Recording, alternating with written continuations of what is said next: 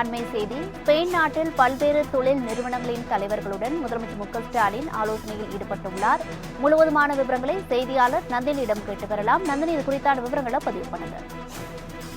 வணக்கம். தொழில் முதலீடுகளை ஈர்ப்பதற்காக தமிழ்நாடு முதலமைச்சர் ஸ்பெயின் நாட்டிற்கு பயணம் மேற்கொண்டிருக்கக்கூடிய நிலையில் பல்வேறு நிறுவனங்களுடன் புரிந்துணர்வு ஒப்பந்தங்கள் உறுதி செய்யப்பட்டிருக்கிறது.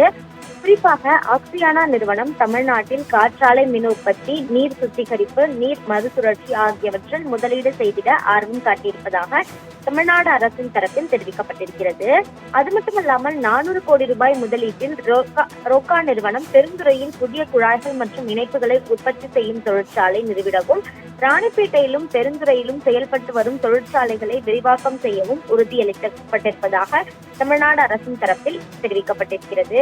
அதே போன்று ஆக்சியானா நிறுவனத்தின் முதன்மை செயல் அலுவலர், அதே போன்று ரோக்கா நிறுவனத்தின் செயல் அலுவலர்களையும் தமிழ்நாடு முதலமைச்சர் நேரடியாக சந்தித்து பேசியிருந்தார். அந்த சந்திப்பின் போதுதான் இந்த புரிந்துணர்வு ஒப்பந்தங்கள் உறுதி செய்யப்பட்டிருப்பதாகவும் தெரிவிக்கப்பட்டிருக்கிறது. குறிப்பாக முக்கிய நிறுவனங்கள் ஏற்கனவே தமிழ்நாட்டில் செயல்பட்டு வருவது குறித்தும், புதுப்பிக்கத்தக்க எரிசக்தி முதலீடுக்கான தனி கொள்கை ஒன்றையும் வகுத்து தமிழ்நாடு அரசு செயல்படுத்தி வருகிறது என்றும், எனவே இத்துறைகளில் சர்வதேச அளவில் முன்னிலை வகிக்கும் நிறுவனமாகிய ஆக்சியானா நிறுவனத்தின் முதலீட்டிற்கு உகந்த இடமாக தமிழ்நாடு இருக்கும் எனவும் தமிழ்நாடு முதலமைச்சர் தெரிவித்திருந்தார்.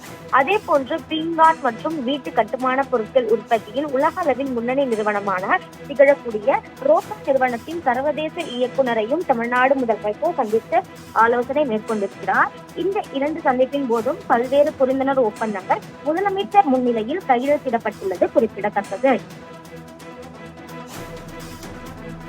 நந்தினி, விவரங்களுக்கு நன்றி.